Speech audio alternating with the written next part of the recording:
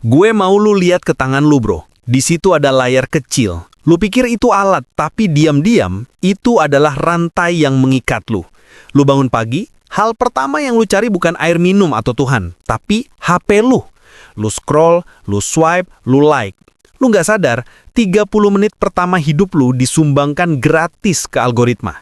Lu menghabiskan setengah jam melihat highlight hidup orang lain, sampai lu lupa bagaimana rasanya menjalani hidup lu sendiri. Inilah perbudakan algoritma. Lu adalah budak yang dibayar dengan dopamin instan. Dan selama beberapa menit ke depan, kita akan melakukan operasi pembebasan kepala. Kita akan bedah kenapa lu harus merebut kembali jeda mental lu, dan bagaimana 7 hari puasa digital bisa mengubah arsitektur otak lu. Kita akan bedah harga jeda mental. Kenapa otak lu butuh keheningan untuk menjadi kreatif? Sistem kebocoran waktu. Bagaimana scrolling mencuri waktu, energi, dan uang lu. The Anti-FOMO Shield. Strategi pertahanan mental agar lu nggak lagi peduli update orang lain. Kalau lu siap jadi pengendali hidup lu, bukan budak algoritma, like video ini sekarang. Mari kita mulai. Bagian 1. Diagnosis. Harga jeda mental. Perbudakan algoritma membuat otak lu selalu berisik dan panik. Lu harus memahami biaya mental dari kegaduhan ini. A. The anxiety drain dan dopamin instan. Scrolling adalah utang dopamin yang harus lu bayar mahal. Definisi baru, the anxiety drain, kurasan kecemasan. Setiap lu scroll, lu disuntik dopamin cepat. Tapi begitu layar mati, lu merasa gelisah, kosong dan cemas. Itu karena lu nggak terbiasa berhadapan dengan pikiran sendiri. Relevansi harian, lu mengandalkan distraksi untuk menutupi lubang emosi lu, kesepian, kebosanan, ketakutan, tapi distraksi hanya menunda pembayaran utang kecemasan. B. Otak pasar dan defisit perhatian. Scrolling menghancurkan kemampuan fokus lu. Definisi baru, otak pasar. Feed lu penuh teriakan, opini, trending, drama. Otak lu jadi seperti pasar yang ribut, penuh input orang lain, sampai lu nggak bisa dengar suara pikiran asli lu sendiri. Efek, lu nggak bisa fokus di satu pekerjaan selama 15 menit tanpa refleks ngecek HP. Lu kena defisit perhatian bawaan. C. Sistem kebocoran waktu. The leaky bucket. Lu pikir lu nggak punya waktu, padahal waktu lu bocor. Aksi nyata. Di hari kedua puasa, lu akan kaget menyadari berapa banyak celah waktu yang tiba-tiba lu miliki. Waktu yang selama ini hilang saat lu bangun tidur, saat lu makan, saat lu di toilet, semua kembali. Bagian 2. Merebut kembali kontrol. The Anti-FOMO Shield. Setelah lu diagnosis masalahnya, sekarang kita pasang sistem pertahanan agar lu nggak mudah diserang algoritma. A. The Anti-FOMO Shield dan perisai ketentraman.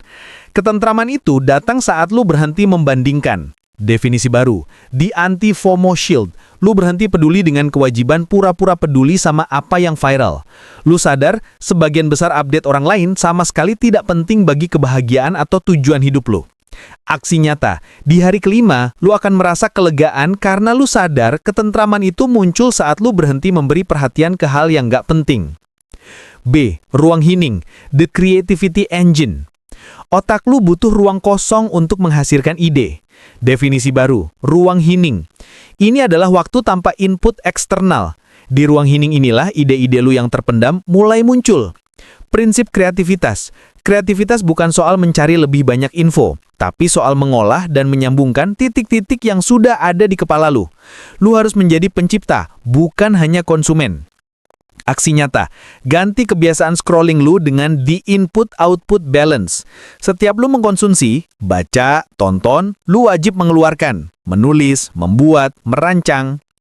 C. Friction engineering, mengubah rantai. Lu harus menyulitkan diri lu untuk kecanduan HP.